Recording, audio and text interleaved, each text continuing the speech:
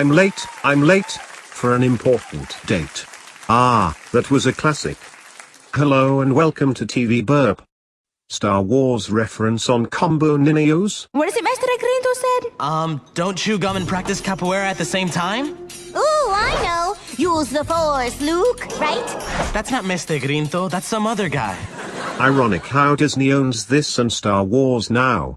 Amit pretends to eat breakfast and makes funny chomping noises on Tikkabilla.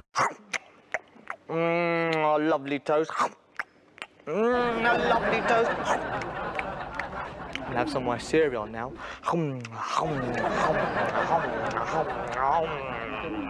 And if you thought that wasn't enough, Ricky Diamond has very odd ways of honking an old horn on play days. Here we go. Try the head. Here we go. Pretty good. The elbow. And the pièce de résistance. A bit of French there. The bottom. Pretty good, eh? Another thing, I've recently had Woof Woof from Classic Kids Channel's McDonald's Farm coming round to my flat for a few days, and he's just had his last sleep yesterday. So I thought of giving him a surprise exit by putting him in this cannon. And he's just about to take off back to the farm in seconds. Don't believe me? Watch this. Ready, Woof Woof? Don't do that. Oh, and let my trusty assistant Hugh light the fuse for him. Ready, Woof Woof? Aim. Fire.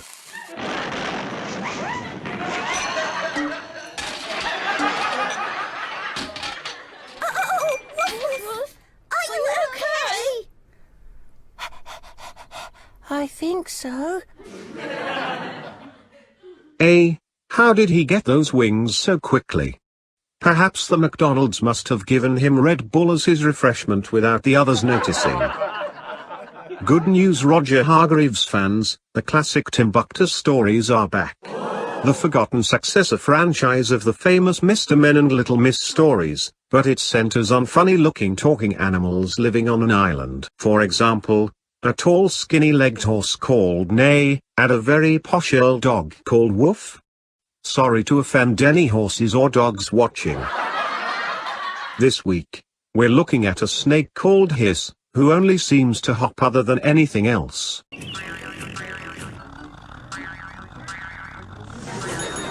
Wherever Hiss went, whatever he did, he hopped.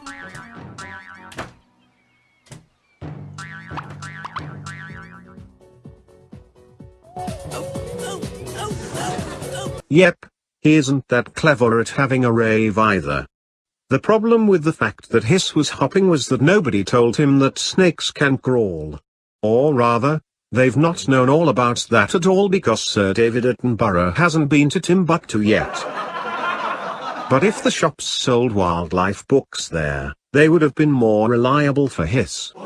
Hiss went to ask everyone else, but all they could think of for some reason is to try out some transport. Yes, well, if I were you, Hiss, I'd take a taxi. That should help. In fact, none of his friends had anything helpful to say at all. Use the bus, I should. Take the train, I should. Buy a car, I should. Meanwhile, Hiss's tail was getting so sore, he couldn't even hop home. Oh my word, worse than that. He's just killed more than 30 fish in that lake. At least that's enough to eat on Friday night, I should say. Hiss had nothing to do other than wait by the road, but then there was trouble. Look out, Hiss! That's an emergency! I'm on my way to the... Oh! Doctor! Thank you, Snap. At least you untied me. That's all very well, Hiss, but my bicycle's lost its front tire now. Can't you snap your magic fingers and fix it? No, I jolly well can't snap my magic fingers and fix it. All right, there's no need to get hysterical. Phew. Well, that's a relief, because if you did snap your fingers, I would have flown right off my chair and break through that ceiling again. And believe it or not, as soon as Hiss discovered what happened to Snap Spike, he's just thought a better thing to do other than crawling. Snap was safely on his way to the doctor, and Hiss had found a new way of getting about. Wow, that's something you don't see every day. I wonder if my friend Roly-Poly would be a good alternative for a bicycle wheel.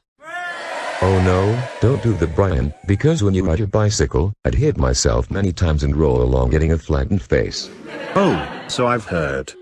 Never mind, I'd never use you as a bicycle wheel anyway. Besides, you're a little bit of an overweight mole than a slim snake. What have you been eating recently? Too much of that enormous jelly from last week. Gotta go now, bye. Oh no, he can't have. Which brings us to something we've not had for a while, our fantasy program of the week. Fantasy program of the week. I wonder what it would be like if I presented this show while hang gliding.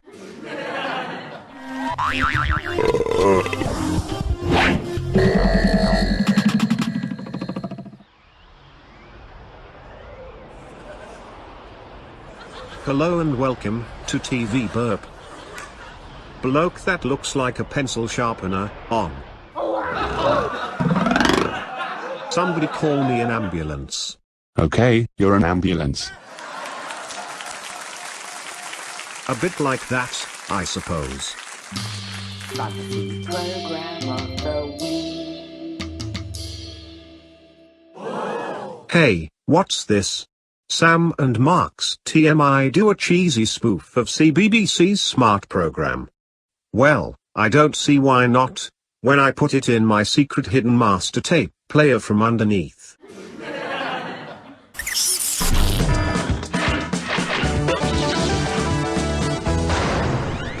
Hey, Mark! This cardboard dog is his best mate ever! Never mind that, Kirsten. Look at my massive muscles. Stop posing, Wolver, and stick these eyes on dog. Okay, he's just sticking it on now, sieving our nose. Okay, and now don't forget about the ear. We gotta put the ear on. Hey, I'm Mike from the USA. I may be small, but when it comes to make, I'm the big cheese. Woo, yeah! Mike! Wait till I get my massive man hands on you.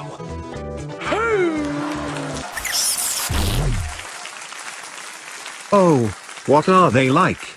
Fortunately, that's all I can say about that one. Anyways, moving on. The slow Norris now, on CITV, and Ali's just given him a nice painting of a flower as a present. Or, sweet as anything. I'll tell Brianna about that in a moment. But however, the slow Norris, being the slow Norris, couldn't understand what you'd do with it. I think something's bound to go wrong here. You're nice, which is why I've brought you a surprise. Look. Dirty boy. It's not to eat. It's a painting. It's to hang on the wall to brighten up your cave. I can understand why. Poor slow Norris couldn't understand the meaning of, well, anything. Like for example, the meaning of raw food reminded him of the roar of a lion. Or when he tried to pick some cherries for little Ali, he was strong enough to pull the cherry tree off the ground. Perhaps Ali should have bought him a dictionary in the first place. He couldn't understand the meaning of colors either, so Ali had to sing him a song about it. Hey, I thought we were gonna save that for the end of the show. Oh, you could be right about that, but we're nearly at the end of the first half, you know. Anyways, ahem, this was the colors song Ali had in mind. Oranges are orange, raspberries are red, buttercups are yellow, like the butter on my bread. Baby's eyes and sunny skies are blue, as blue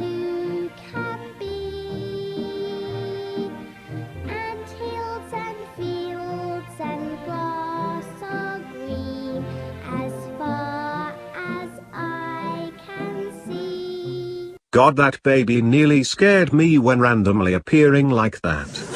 Maybe it's better off seeing a picture of green eggs and ham instead. Now I think that slow Norris should understand all the colors now.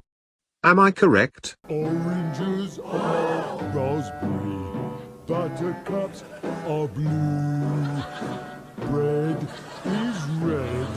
I'll have a slice, I don't mind if I do.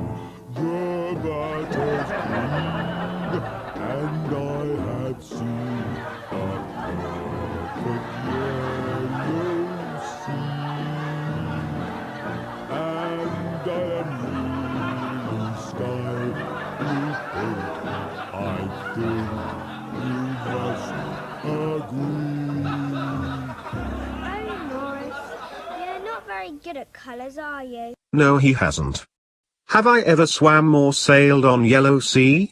Yuck. It's horrible. That's often known as, Brian.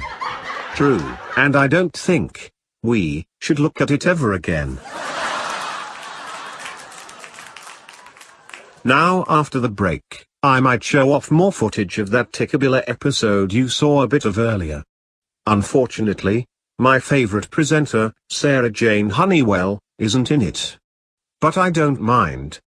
Another Sarah Jane I fancy is Sarah Jane Smith from Doctor Who. And I don't know why, but I sometimes get both of them mixed up for unknown reasons. Don't ask why. Now though, I often think to myself, who is better?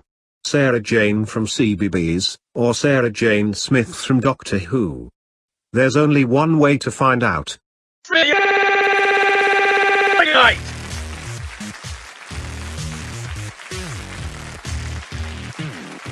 See you after the break. Come on, Sarah Jane.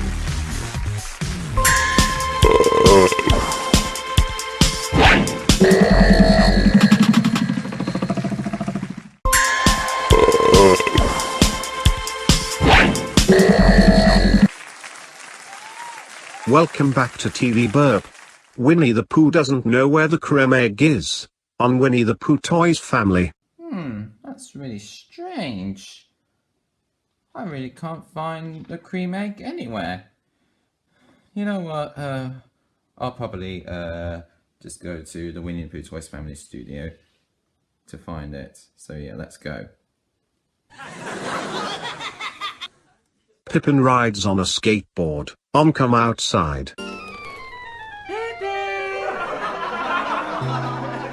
Round round get around I get around. And something you wouldn't expect the next time you sit on an armchair, on Muffin the Mule. Oh, muchly indeedio. Nothing like a nice cup of tea. It's all right, dear. No bones broken. We continue our nostalgia trip with a return to the Tickabilla house, and Lorna's made some boats for a boat race. No, not real boats for fishing, I mean some small homemade boats that she's made out of bits and pieces for her best pals Tamba and Dammit. And Lorna did not previously work at a boat factory. Tamba will tell us what happens in their sailing game. We're playing a sailing game. Lorna, you're in charge. Right. The first one to sail across Lake Tickabilla wins. Oh, it's all very basic, isn't it, this game? But it had to be done like this, you know, for kids. Unfortunately, there isn't any wind to blow those boats, so what could they do? Can't they blow with their mouths very hard until they run out of puff? No? Can't they just push the boat around by just flicking their finger at one of them? No, not that either. What they actually need to make their wind is some old plastic straws. And what do those homemade boats look like? Here are your boats. Wow. Here you go. Are we ready? Yeah. 1, 2, 3, go! And here comes Tamba blowing as hard as he could with his straw. But what's this? Amit's rushing past Tamba like a speedboat, and he wins the race. It's the winner. Well done, Amit. Still, it does look like fun to me. And it's not that hard when you blow with all your might till you get a heart attack.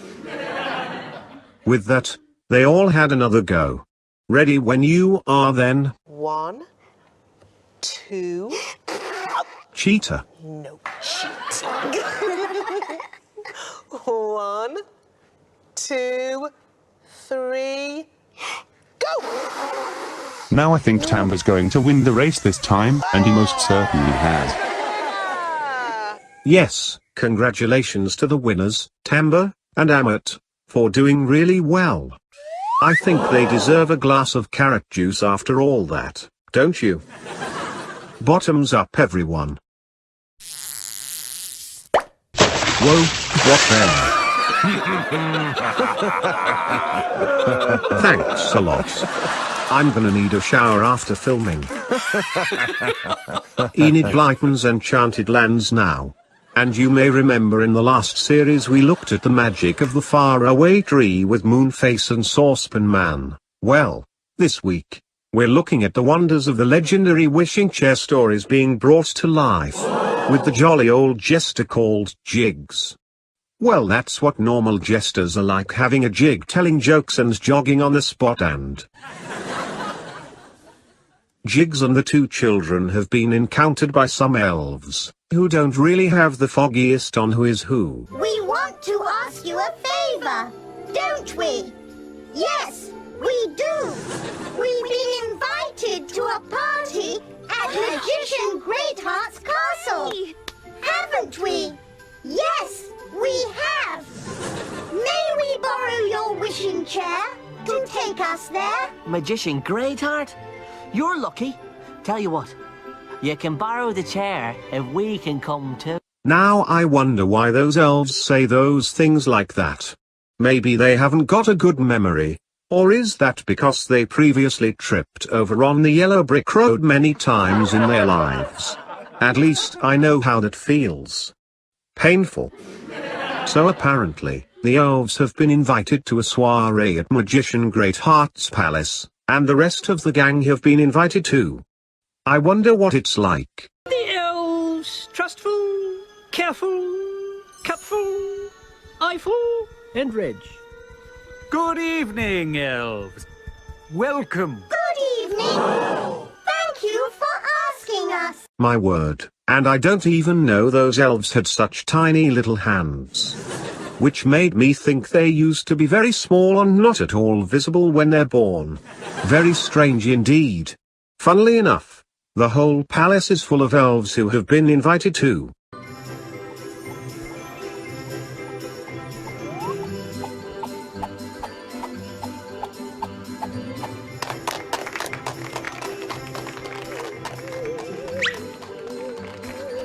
What do you do? Watch me. Brilliant! I'm too fat to do flexible exercises like that, and I'm worried if I'd easily break my bones while doing it. That's the problem if you're an overweight like me. The three friends then had granted wishes of their own thanks to Magician Greatheart himself. Jigs wished to be a better entertainer, Molly wished to dance, and apparently, Peter wished to eat more and more of the party food. I wish I could eat all night long. All night long.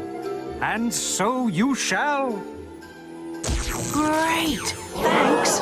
Now Peter's become more of an greedy overweight as well. What next?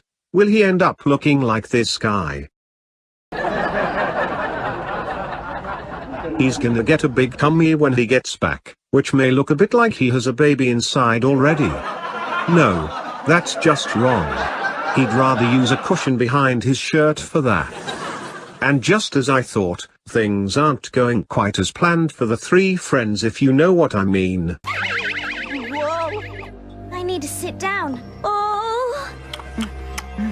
Oh! Whoa! Oh no!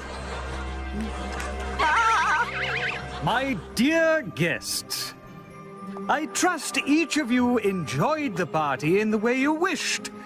I now release all spells. Oh, thank you. Oh, my poor feet.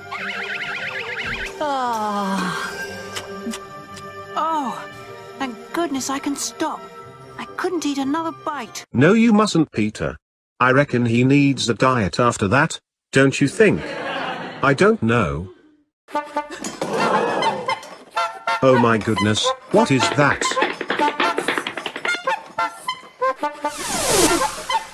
Oh my, I see some horned ducks. I must do something to stop their mad honking. Quackers?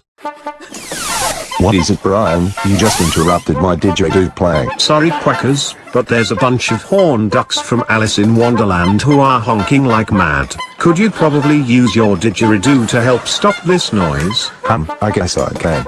Here it goes.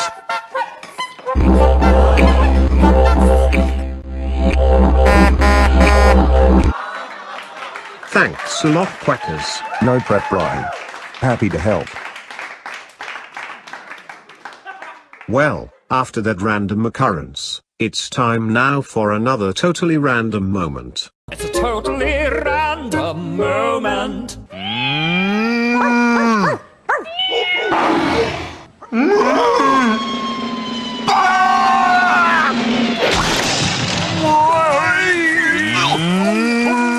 It's a totally random moment.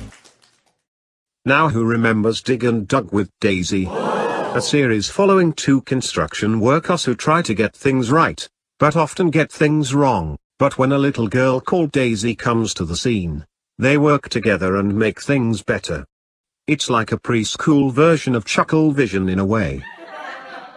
Today they're building a fence at Farmer Stubble's farm. But what would you at least expect first? They started on Farmer Stubble's fence.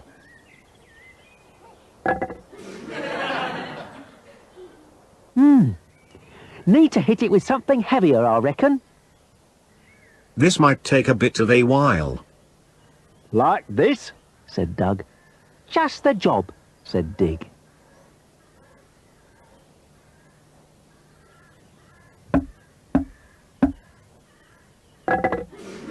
No use, is it? Also, that hammer Doug's got there looked a bit like one of those from a funfair game. No wonder why it was weak and cheaply made. Like they say in the movies, you're gonna need a bigger hammer. Are you sure there isn't an easier way of doing this, Doug? He asked. Quite sure, said Doug, taking a huge swipe at the post. There you are. What did I tell you? Oh. It's useless, more like. And it appears now that they'd better sell all those hammers on eBay, because they don't work. Darn it, Brian. They're construction workers, not online sellers. I know that. Heck, I don't even know why we're getting into the movie references theme while watching this. Well, I reckon there would be no such thing as Doug carrying a sledgehammer with him to solve the fence problem. This should do the trick, he said. Poor old Dig. He was shaking like a jelly. Hold it still, said Doug. Ready? No, said Dig. On the count of 3 then, said Doug. 1, 2... Be careful. Look out. Do you know, that would have been very painful if Doug had his head right next to that thing, and so he'd have to take an aspirin. He'd be at hospital for a week as well. Then it'll be just Dig doing all the work himself. Oh boy, I wonder what will happen when Dig does solo jobs. They'd be more complicating with only one person, unless Daisy takes over to be a trainee. Then the show would be called Dig and Daisy. Then, who else would come along than Daisy, who always had plans to solve Dig and Doug's problems, and she and the gang have just found a way of making a fence properly. Now, said Daisy. And to Dig and Doug's amazement, not only did the post stand up, it was as solid as a rock. Well, I'm glad that's sorted, and that sledgehammer was solid as a rock too, and would have crushed Doug's bones if he wasn't careful. And now that they know what they're doing, they've finally finished making the fence without any hassle. And the winners are Dig and Uncle Doug on the tractor, she said. Very good. The only problem is, Dig and Doug are stuck standing on the other side of the fence. Oh, well, that's another fine mess you've got into. That's all we've got time for, but before we go, our funny man of the week Ricky Diamond has a story to tell. Old MacDonald had a garage, E-I-E-I-O, and on that garage he had 2 cars, E-I-E-I-O, with a here and a there, here a, there a, everywhere a. Old MacDonald had a garage, E-I-E-I-O, and on that garage he had 3 cars, E-I-E-I-O, with a here and a there, here a, there a, everywhere a. Old MacDonald had a garage, E-I-E-I-O, and on that garage he had 4 cars, E-I-E-I-O, with a here and a there, here, there, everywhere. Old MacDonald had a garage, E-I-E-I-O, and on that garage he had 5 cars, E-I-E-I-O, with a here and a there, here, there, everywhere. Old MacDonald had a garage, E-I-E-I-O, and now 6, and on that garage he had 6 cars, E-I-E-I-O, with a here and a there, here, there, everywhere. And a here and a there, here, there, everywhere. Old MacDonald had a garage, E-I-E-I-O.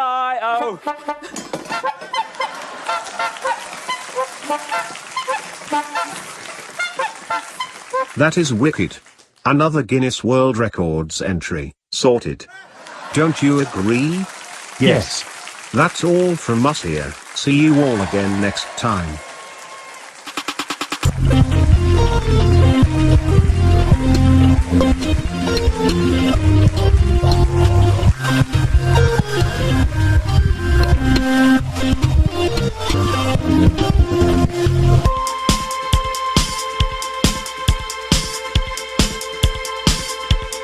Ow.